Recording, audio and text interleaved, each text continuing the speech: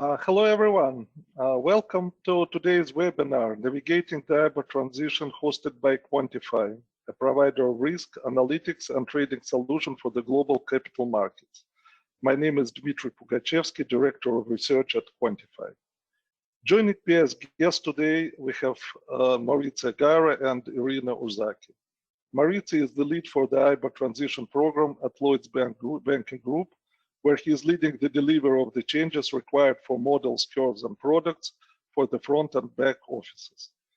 Irina Urzaki is an independent risk management consultant, and before this, she worked for Define and KPMG, where she was managing international projects in various European jurisdictions.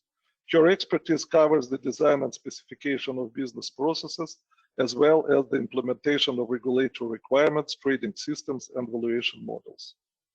This webinar will focus on challenges and risk of navigating the IBOR transition and the adoption of alternative reference rates. Once the presentation is complete, we will open up to Q&A sessions.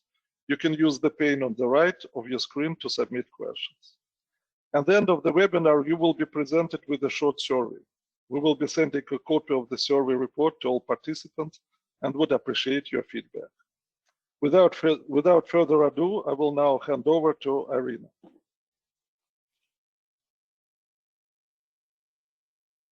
Thank you very much, Dimitri, for the introduction. Hello, everybody.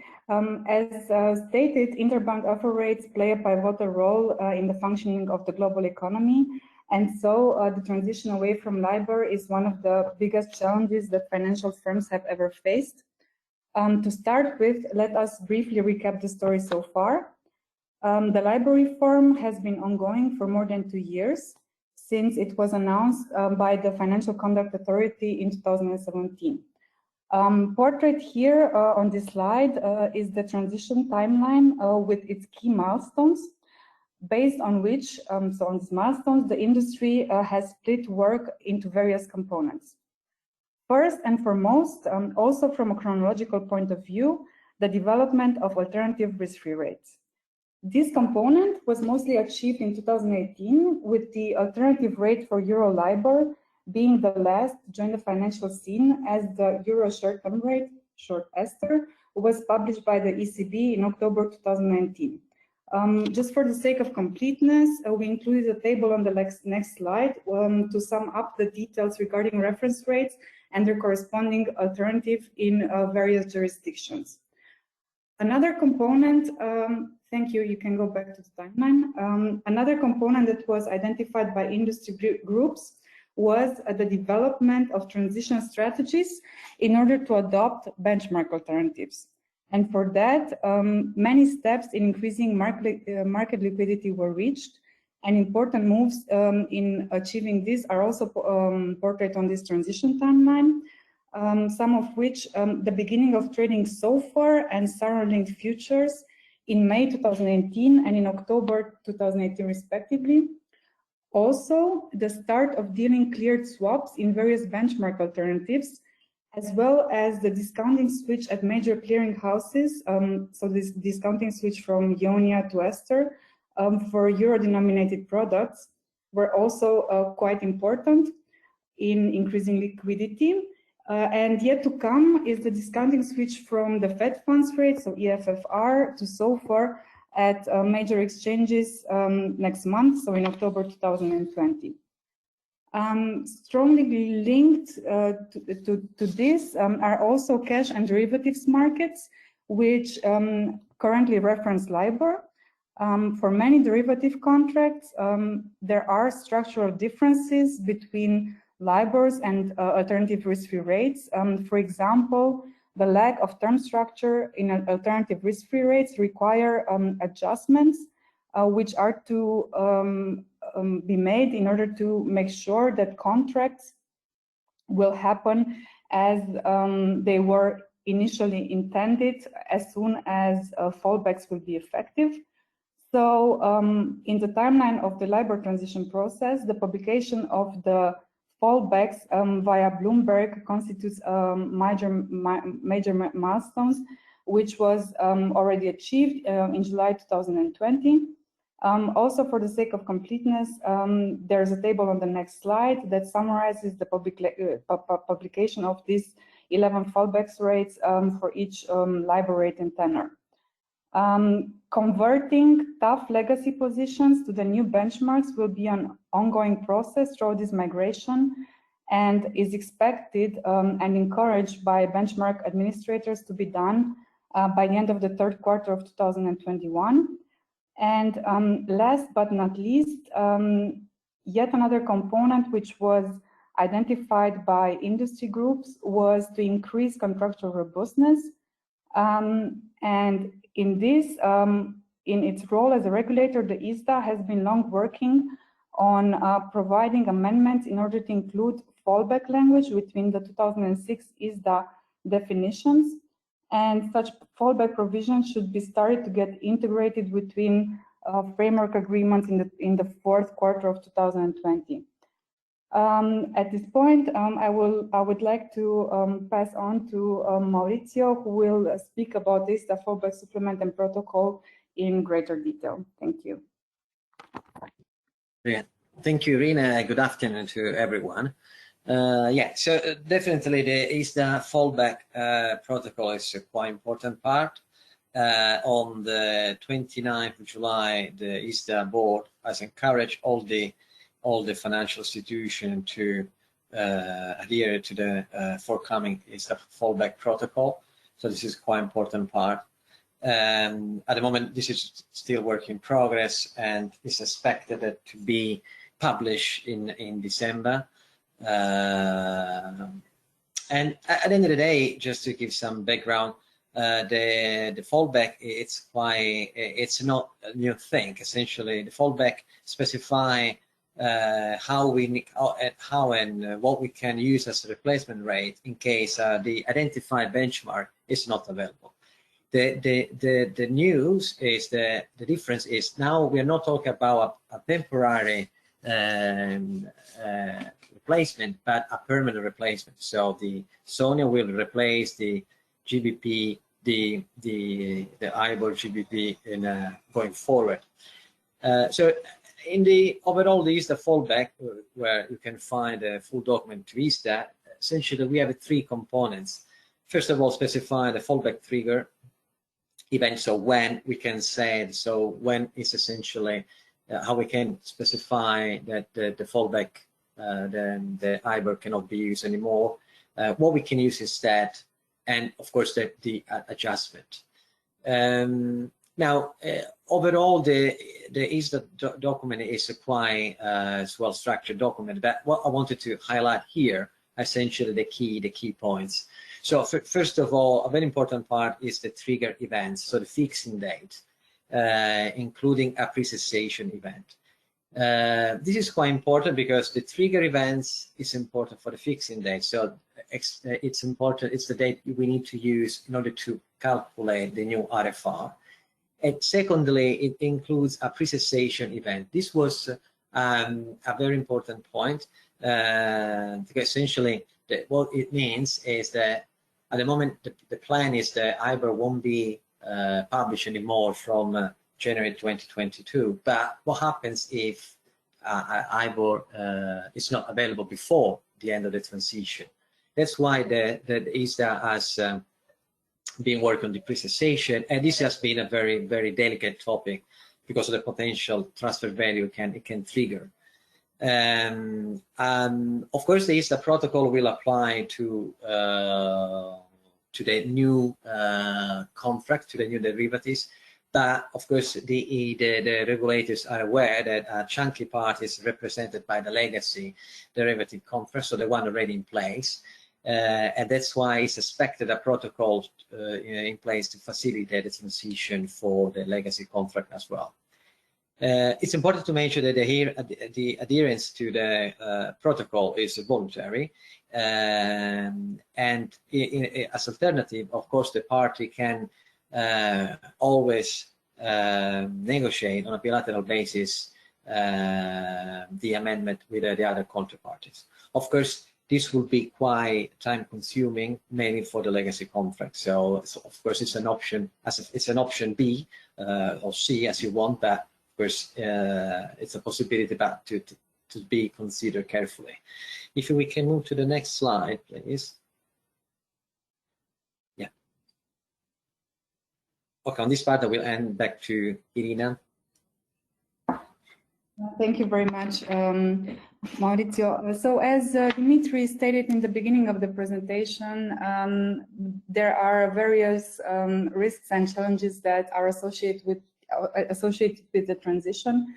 I would like to first detail the risks associated to the valuation of financial products.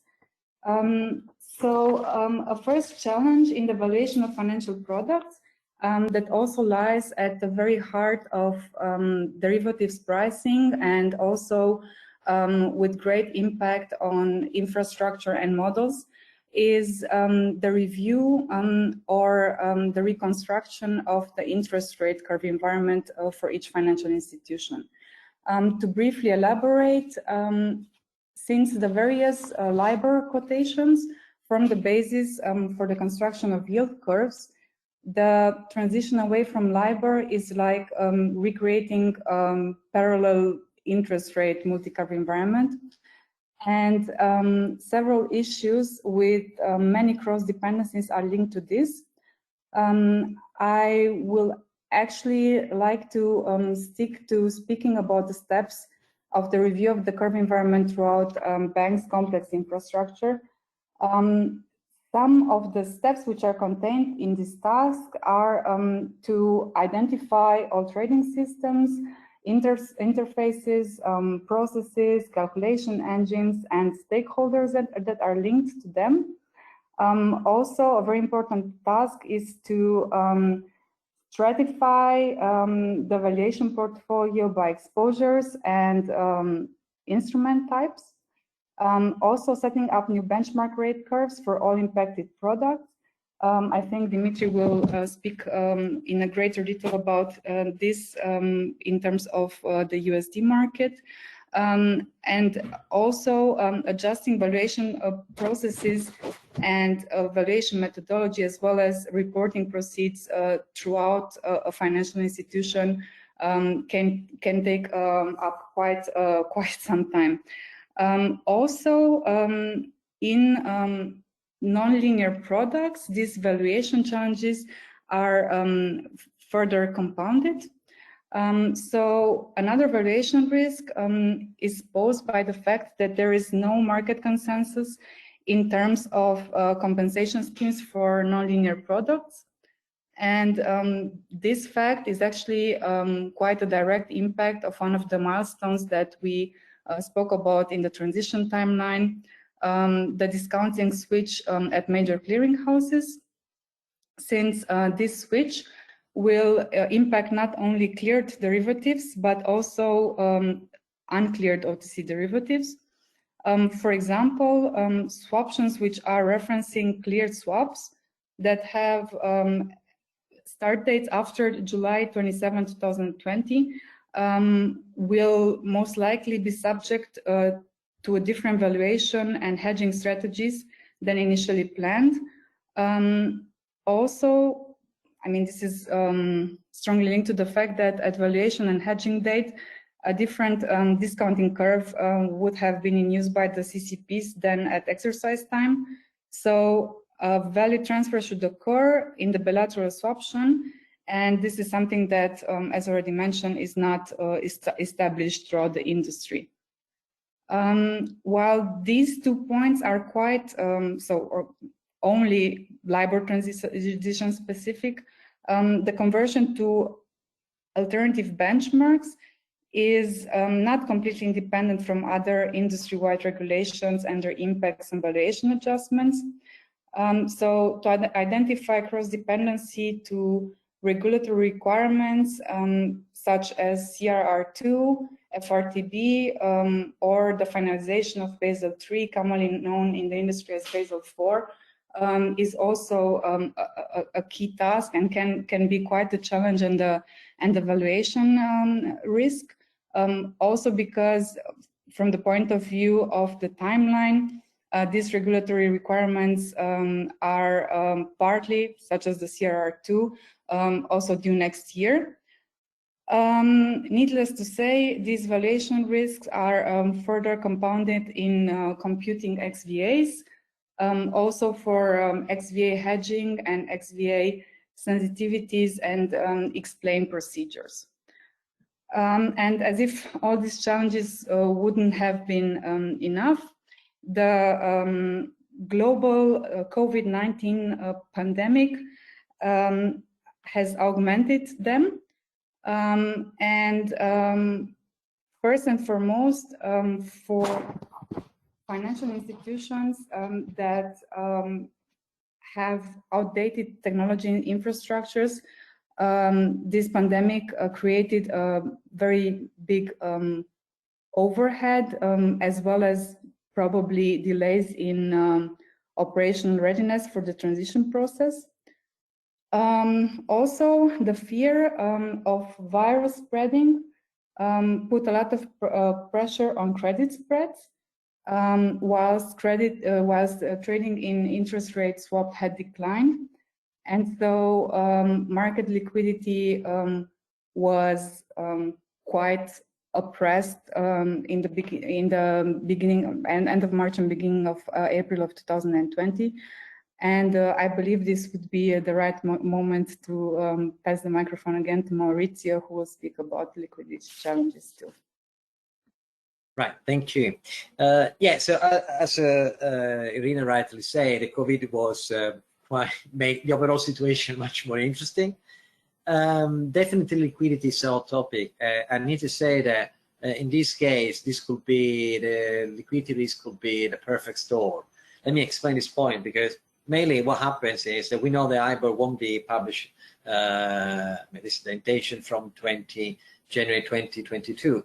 So really, we expect it as natural that that liquidity in IBOR for the IBOR will go down, will decrease, as is already happening. But at the same time, the RFR are new rates, so in most cases, of course, they don't have the liquidity they have. They may not have the right liquidity or the sufficient liquidity. So we may be in a situation, that's why the perfect storm, where essentially the IBOR transition, the IBOR are not liquid enough, but at the same time, the RFR are not liquid either. So, of course, what we can do about, we can keep an eye on, we can monitor, and of course, we can make sure that, you know, we take the right solution in place. In the last Sterling working group, they were talking about synthetic LIBOR. This is specific for the legacy one, but you know, at the moment, this is a possibility. From a currency perspective, rates perspective, Sonia is in good shape. So liquidity from a Sonia perspective is doing well, and for SOFR and Esther, the situation is improving. But definitely, I mean, it's this is a consideration to take in mind as risk managers. The other potential risk is from the IT infrastructure from models. So mainly models is my area of expertise. Definitely, we can say that because of the transition, we need to apply a lot of the changes to our models, of the pricing model, capital models, internal models as well. But at the same time, I like to highlight that this is not just the model, but we need to care about the end user computing tool.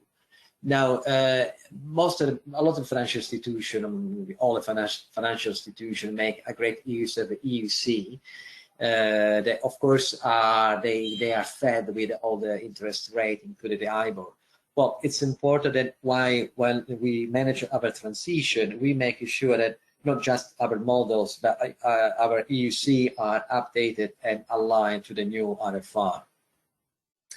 Another point which is quite important is the connection with the other reg streams that was Irina was mentioning as well.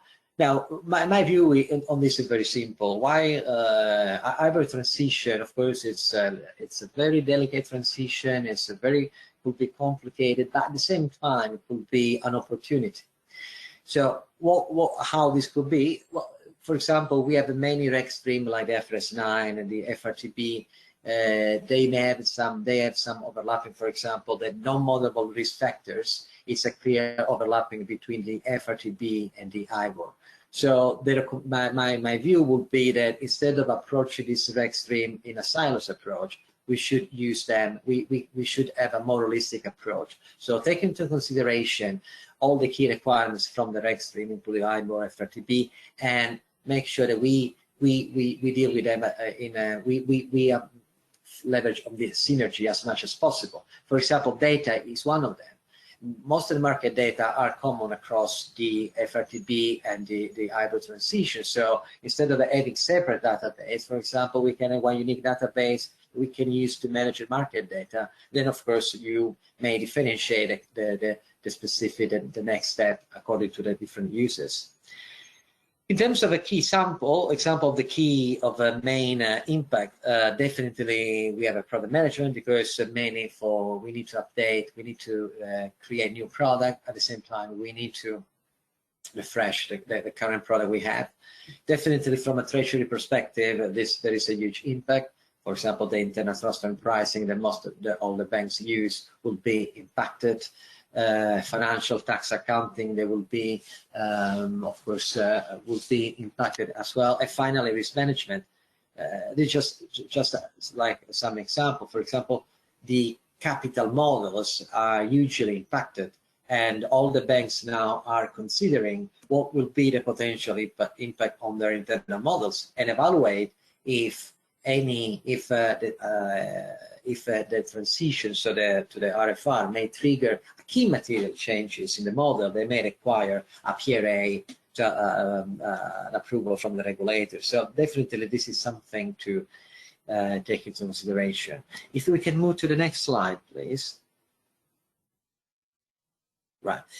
Now, how the technology can help? Well, in this case, there's many ways technology can help. So in this slide, I really wanted to pick up some specific examples where technology can be useful. Unfortunately, the first one is the contra recognition technologies. I think some banks are already using this, and you may find different providers, different vendors provide this technology. At the end of the day, banks, all the financial institutions have a lot of the paperwork that they can digitize with this technology. And then once you have this in a digital format, it's much more easier to perform amendment review of the contracts. Of course, at the same time, there is no free lunch, as you know. So having all these contracts in digital format means that you need to have space to store them. In some cases, you may apply for like a cloud solution. Could be, in other cases, you may opt for a different one. But of course, keep in mind that you need to evaluate what is a safe and consistent, robust solution to actually store all your contracts. The other one is artificial intelligence. Of course, this is artificial intelligence may have a different part, but from a risk management perspective, I find very useful the development of an AI tool. So algorithms able to extract the key information from the contract. So the key rates, for example, they could be used for pricing reason or risk management purposes. And this is extremely useful. Of course, once we deal with the technology, it's important to do a quick step back. So before investing straight on a technology, it's important to do an inventory of, for example, the contracts we have in place. So, of course, we need to keep in mind that technology requires investment, and so requires a kind of investing money and effort and time. So in order to evaluate what is the best technology, it's important to evaluate, first of all, your scope, what you want to achieve, and secondly, which kind of a contracts you have. For example, if your contracts are quite standard, definitely technology will be very useful, because you can develop one tool that actually can perform for you most of the say, the manual activities and time-consuming activity like finding a contract replacing the new interest rate. And maybe your legal office will be very, very pleased about. But at the same time, if your contracts are not standard, but are quite customized, well, in this case, the development of a technology, the use of technology could be a little bit more difficult because the customized contract is much more difficult to analyze. So in this case, you may need human intervention. The other part is the robotic process automation. Again, this is one possible application. This could be used to, for example, to inform the clients about the base rate are changing. So, and to inform them that from now we will apply, for example, the SONIA rates and start any potential negotiation. This is incredibly important because mainly for the legacy contracts, there is a clear contact risk. So you need to inform promptly in a more clear way your clients about the change. And you need to make sure they are aware, they understand the changes, and they are comfortable with the changes you are applying. Of course, doing this for millions of contracts could be quite time-consuming, could be a quite massive effort. Using this kind of technology, the RPA may be a useful tool, able to making the whole process much more efficient and effective. Of course, allow the banks and financial institutions to use their resources in a more effective way. Okay, so next, so I will hand to Dimitri. Thank you, Marita. So Marita and Irina talked about operational and technological challenges. I would like to talk about computational challenges and modeling challenges. And just as an example, let's consider SOFR curve. To build SOFR curve, as with any other curve, you have to use market quotes, and now because CME started trading futures and swaps in 2018, we have available overnight rate, futures rate, swaps rate. So it seems like shouldn't be any problem with building such a curve. We have, of course, rich experience of building different curves.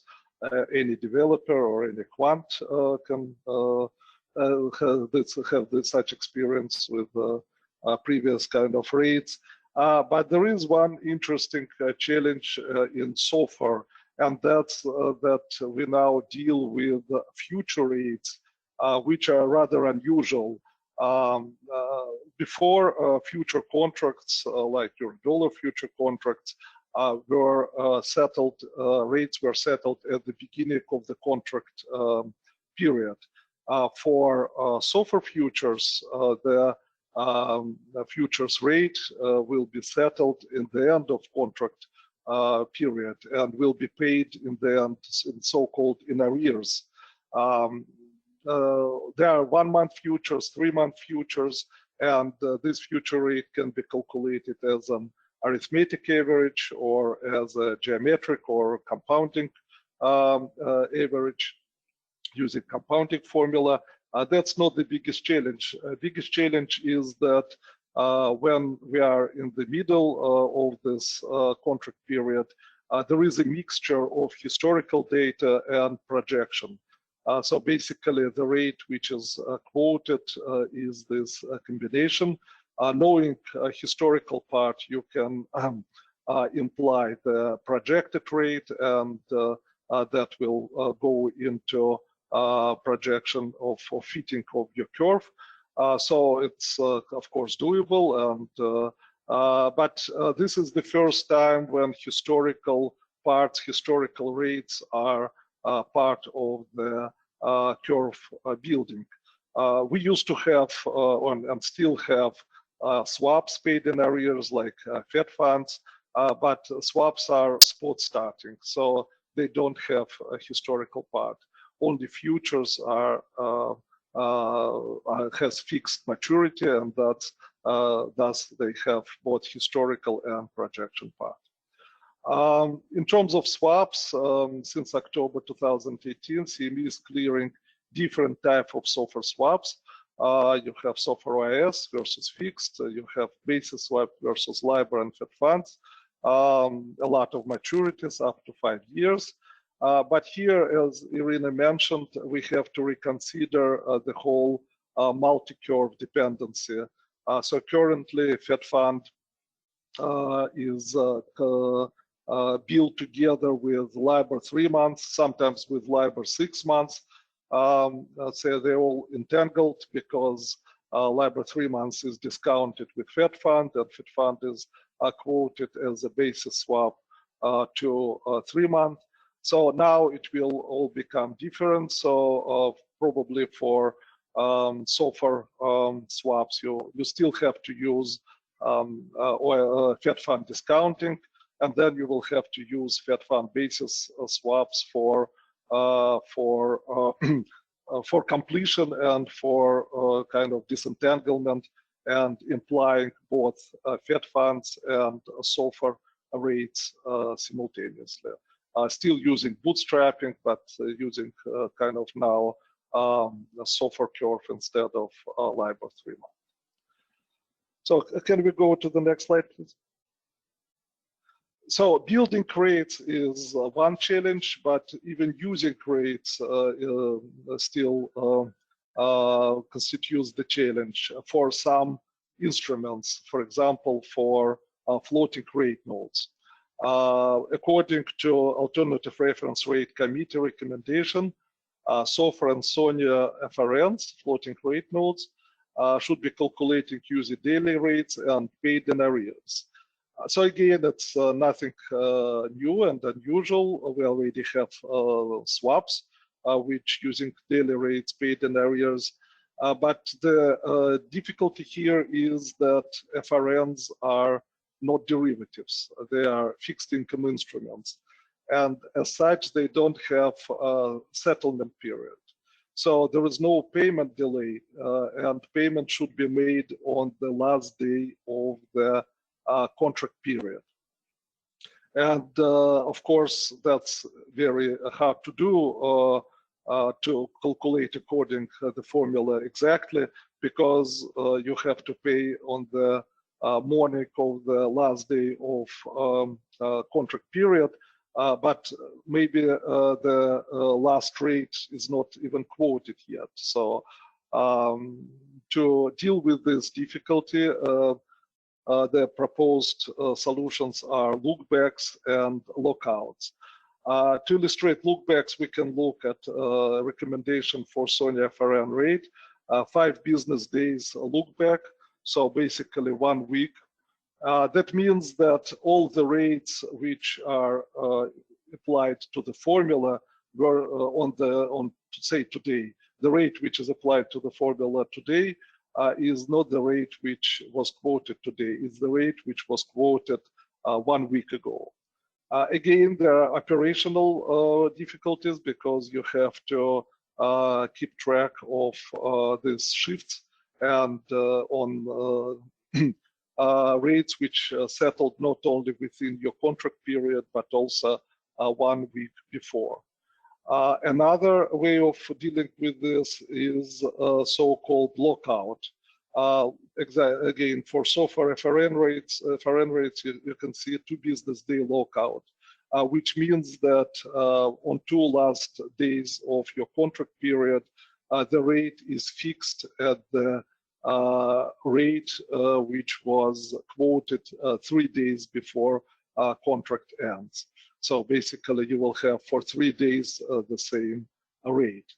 And I'm not sure for what reason, but RRC recommends mixture of 2 business day lockout and 1 business day lookback for SOFR. So that creates another challenge for implementation. So you have to be ready to incorporate, be flexible, incorporate any combination of lockouts and lookbacks, especially that for loans.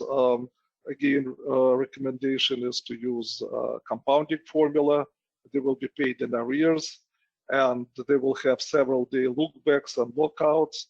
And we had prospect which asked us to calculate different combinations. So again, models should be flexible and should be able to deal with any type of lookbacks, lookouts, and combination with them.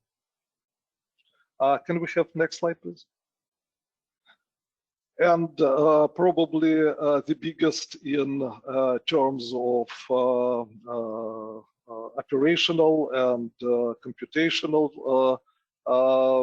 effort involved will be replacing IBOR in legacy contracts. I think we will talk about this in the future a lot. So as soon as fallbacks are effective, adjustment should be put in place. So they should be calculated in advance, and they should reflect the fair change or the fair adjustment or compensation for the replacement of the rate. And there's, as Irina mentioned, there is still no clear consensus at the market how exactly this should be done. Models should be able to handle replacement one curve with another. And for linear instruments like swaps, that's probably just it. But again, each trade, as we know, it creates kind of the whole vertical. You have hedges, you have XVA adjustment, basically, which are corresponding to this trade. So this whole vertical should be now adjusted as well. Hedges should be replaced from one curve to another. The whole XVA universe should be recalculated with the new type of rate. And that's also created impact on other regulatory requirements, LCR and SFR. So all this should be recalculated, and it's the question is it should be taken into this adjustment or not. And another problem for non-linear contracts, for example, like swaptions, is how to get correct vol. Currently, volatilities which are used for swaptions are LIBOR swaption vols. This market is pretty liquid, so it's available for all the currencies, sometimes in normal terms, sometimes in log normal terms. But when how to adjust these volatilities for the new rates, how to switch from LIBOR to SOFR, say, it's a big challenge, and it still should be thought of and considered in the future. I think with this we complete our presentation, and we will now move on to the Q&A session. We received a number of questions already in Q&A pane, but please send us more. The first question is, will the transition be completed by the end of 2021? Maritza, would you like to take this? Yeah, sure. Well, the long story answer, sorry, short answer is, of course, this is the plan, and this is what the regulators have specified. It's important to mention, Irina, Dimitri pointed out in the presentation, that they're still work in progress. So we all know that there is the protocol is a work in progress. So we know there is open question about the pre-cessation trigger for the cash product. There's a work in progress for the nonlinear product. So definitely this is the situation. So it's difficult to say, but at the moment the view is that what the regulators confirmed, that the transition will end by the end of 2021. Even if it's important to mention that maybe for the legacy contract, there's still work in progress to where the committee, the working group, and the financial institution are working on. Okay, thank you, Maritza. Next question. How can we minimize the valuation risk which are associated with the LIBOR transition process? Arina, would you like to take this? Yes, sure. I think there's deep and high level to this question. The high level is, as both Maurizio and Dimitri had outlined throughout the presentation, having an inventory for technology and for models throughout more centralized transition program is very important. Also, at a deep level, there's a very big need for a thorough inquisition of all related exposures and on the identification of the complexity of the portfolio. Of course, as mentioned, there would be different treatments between cleared and non-cleared derivatives, also between linear and nonlinear products. So yes, I think that having also a unified view on these two levels is also something that can aid in minimizing valuation risks. Okay, thank you. Next questions. What should financial institutions do with the nonlinear products? How to handle the vol questions?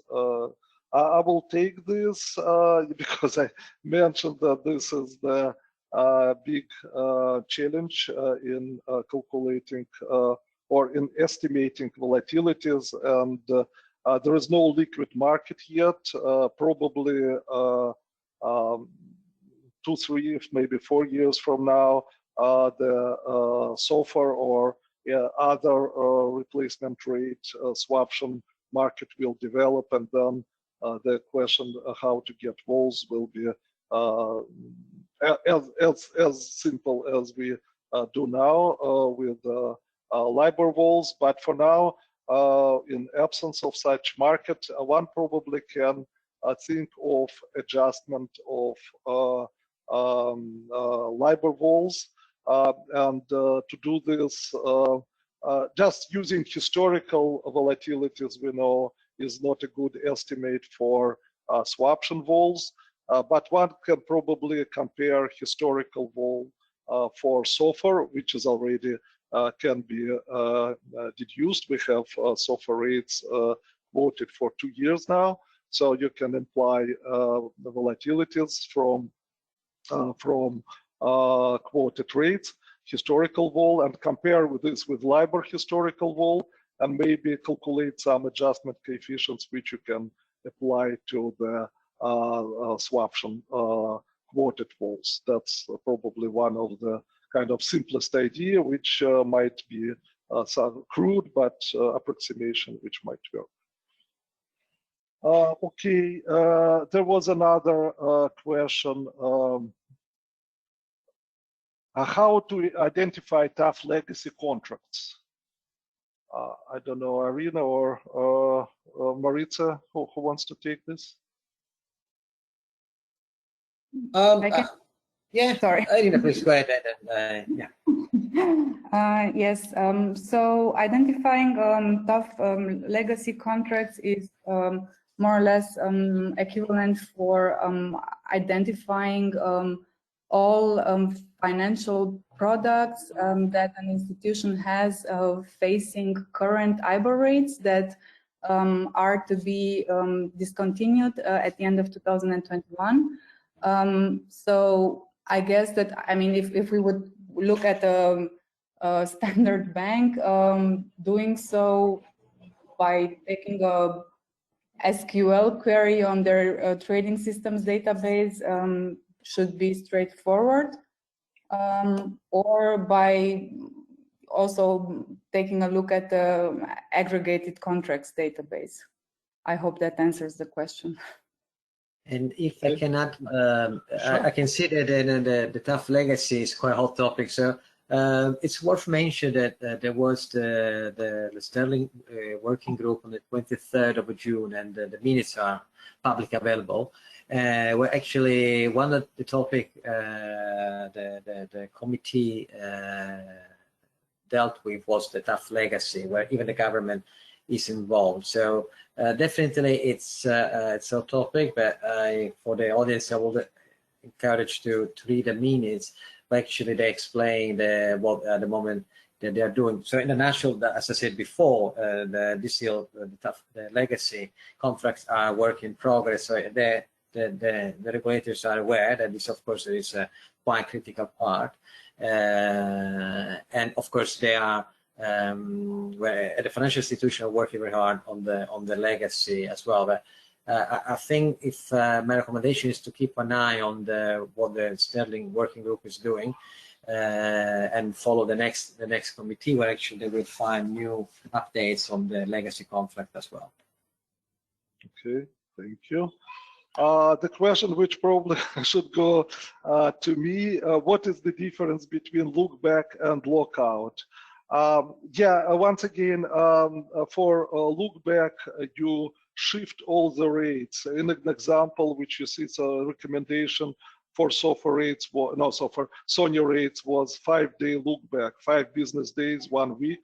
So basically, all the rates which are incorporated in the formula you use for day today, you use the rate which was quoted 1 week before. While lockout, like 2-day lockout, means that all days, for all days except for the 2 last one, you use the rate which was quoted on that day. But for 2 last one, you use the rate which was quoted 3 days before the contract ends. So I hope that clarifies. The question, when is the protocol will become out officially? I believe it has been delayed for months already. I'm not sure who would like to take this, Irina or Marita? Yeah, I can cover this one. Yeah, at the moment, the expectation is that they should publish the protocol in December. So this December. So this is the official deadline for the ISDA protocol. As I say, there was some delay. I think one of the key reasons for the delays were the pre-cessation trigger, which of course has represented represents a critical part, mainly from a value transfer. It's important to mention that in addition to the ISDA protocol, it's important to follow what will be the final the decision on the cash products, where they're still work in progress. Because definitely, for example, from a hedge accounting perspective, the market will need to know how we are going to treat the transitions, going to treat the derivatives and the underlying contracts as well. Thank you. The question for Irina probably, in your estimation, what is the state of readiness to the coming demise of IBOR? Not long ago, one source estimated it at 20%.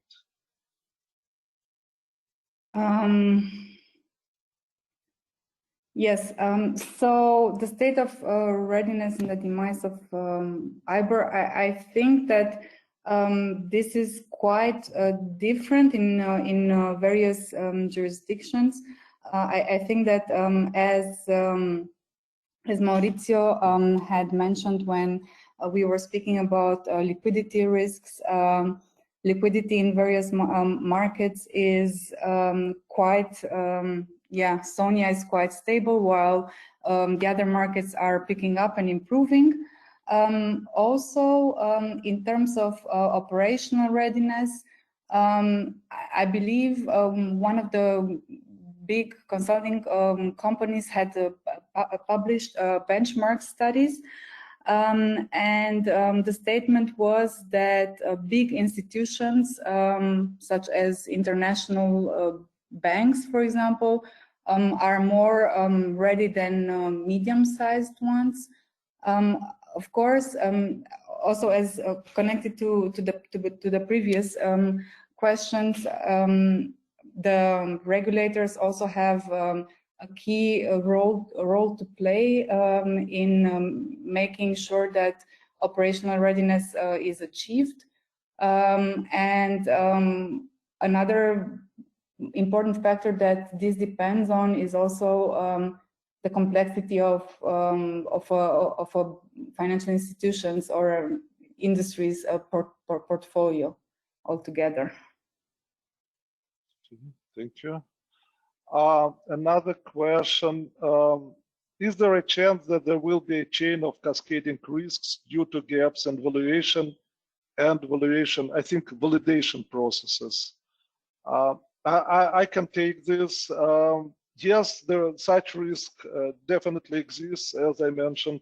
That requires basically replacing, in legacy products, replacing one rate with another requires basically adjustment in the whole vertical. So it's not only front office models, which are probably the most flexible, but also all the risks models and validation process as well.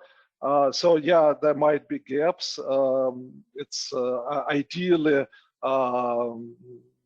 front office and risk part of the bank should use should use the same models, but we all know it's not what happened. So for XVA, it's even their own models. So we have models for PFE, models for XVA, models for front office, which all might be different, and there might be gaps, there might be inconsistency, and that can create to some negative results. So basically having one set of models with kind of centralized switch will be ideal, but we all know that in banks there are legacy systems and it's not that simple. Do you see the quorum needed to change rates used in US security being reduced? Do we? I don't know, Maritza, Yeah, sorry, can you repeat the question, please? Do you see the quorum needed to change rates used in US securities being reduced?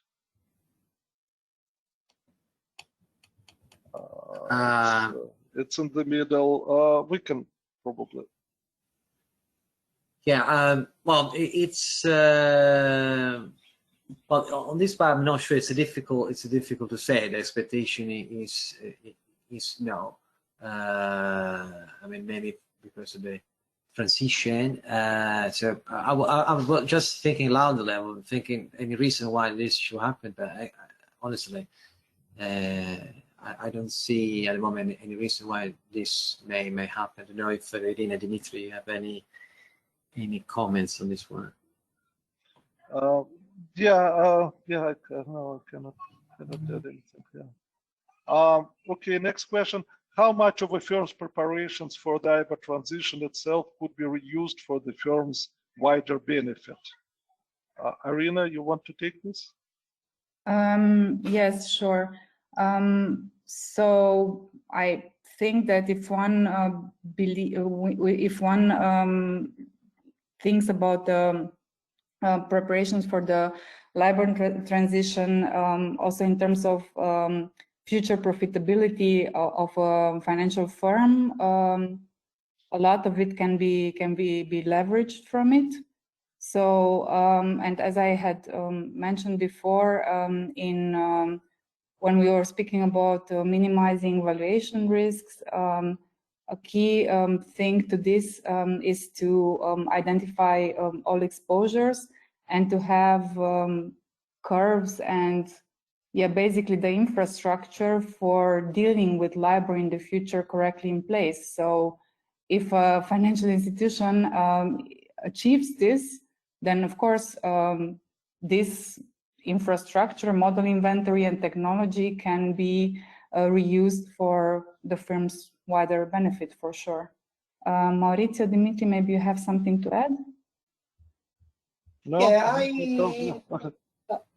think it's a good question. Definitely, as I mentioned during my presentation, it really depends how you are dealing with the transition. So if you are dealing with the transition in a very holistic way, so trying to leverage on the common aspect of synergy across the other extreme like FRTB, IBOR, FRS 9, and so forth, definitely you can leverage on the transition for the future, definitely from a pricing perspective, from a model validation perspective, so from a model risk perspective, from a IT infrastructure perspective as well, and definitely even from even if outside it's not definitely my area, but I can imagine from a project management perspective, if banks that define an agile approach to deal with the IBOR transition, definitely they can leverage on this experience for future reference.